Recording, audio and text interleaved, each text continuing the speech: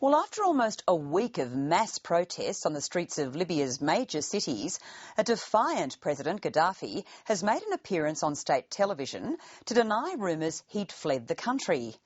World leaders have condemned reports of a violent crackdown by Libyan security forces, with human rights groups putting the death toll at up to 400. With the country in the grip of a communications lockdown, it's difficult to verify the accounts of protest and bloodshed. In a moment, I'll be talking to Ahmed Sawalem, a member of the Libyan Youth Movement, which has emerged from the recent unrest. He's been in contact with family and friends in Libya from his home in London.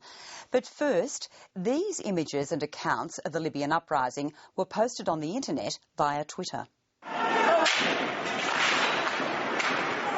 It's really bad out here. Everyone's getting killed. I mean, it's getting worse and worse right now. I have 3 brothers. They went outside yesterday. Until now, they didn't come back home.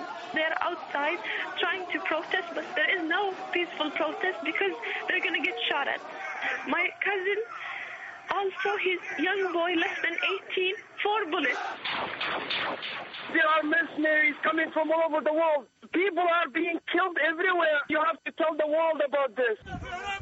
We need help from everybody. We need support. We need medical aid. We need someone to stop this fight. We don't know what to do. How many more people have to die? Ahmed Sawalem, you have close friends and family in Libya. Just how difficult has it been for you to get information on what's happening there?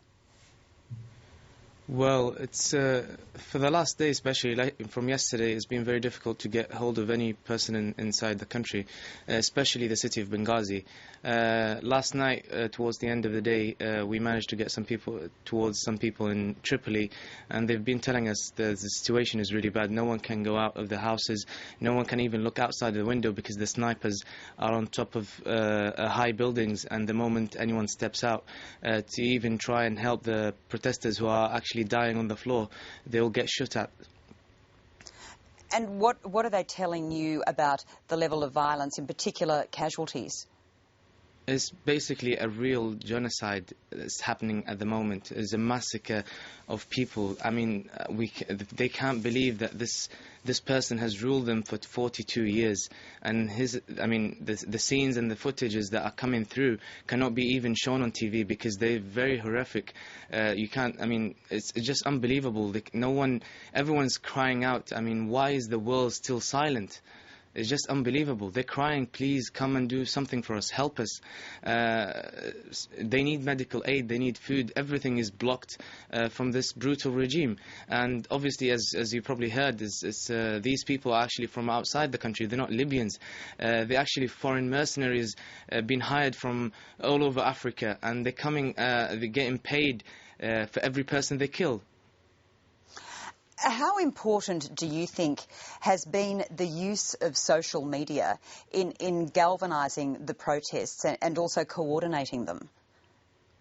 Well, as a result of not having the press inside the country, the only way is to communicate directly to these people, calling them to their phone cells, because they can't call to the outside world. So we call them and we get the data from them, and then straight away we tweet it and we put it on Facebook.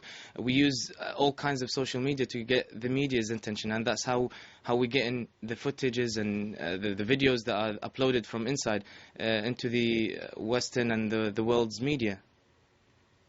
And how effective do you think that has been? Well, that's the only way we have to show the world what's really happening on the ground. I mean, can you imagine a person ruling this country, killing his people? Is actually a massacre taking place at the moment, and no one is saying anything. We haven't heard anything from the EU. We haven't heard anything from the British government. We haven't heard anything from the American administration. And it's just frustrating for the people, and thinking that people now believing we don't need you anymore. We're doing this all the way by ourselves, because people have had families and relatives dying on the floor, yet they can't do anything because they've been shot at. They've been targeted by these foreign mercenaries hired from outside. So they're asking for us to do whatever we can from the outside. At the moment we call them and they say, do your best job, and we do our job from inside. and sooner or later we'll win it. Basically, the population in Libya has always been driven by the fact that by a statement which says we don't surrender, we either win or die. But if your friends and family and the protesters that you're talking to are disappointed with what they see as a lack of response from the rest of the world, could that weaken their determination to continue these protests? Yes, without a doubt, because at the moment the real concern that's happening is that some human rights organizations are actually thinking that what's taking place on the ground now is that the regime is actually clearing up the mess that took place yesterday and the days before. Because it has been a real genocide happening in the country.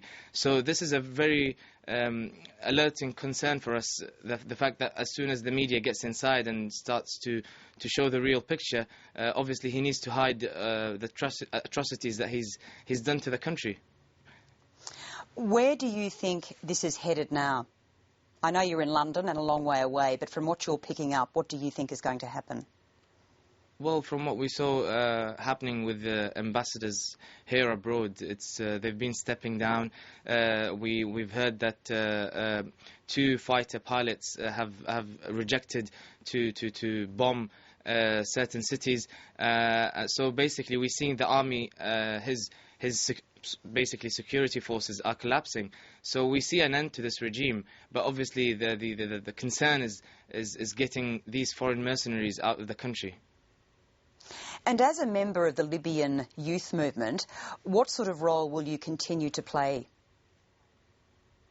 Well, the whole point of the revolution is that the people wanted a change. They've had enough of this regime, 42 years of oppression, no freedom of choice, no freedom of expressing our values and our culture.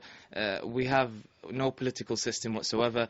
You can't form any parties or oppose the actual regime. So people have had enough. It's been 42 years of this brutal regime. People actually have seen this before. It's not the first time that it happens, but it's the only first time that people have stood up to him whole as a country, east and west, south and north.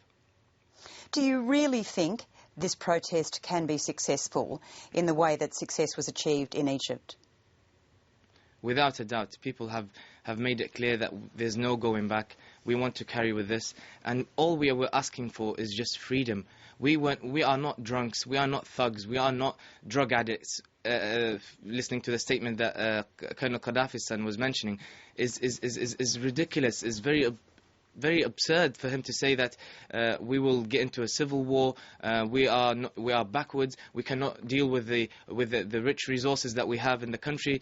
We're very educated. We're very honourable people, and we'll take care of this country. The fact that all these people who died for this cause will not go wasted. We will honour them. Ahmed Sawalem, thank you very much for joining us from London. Okay, thank you.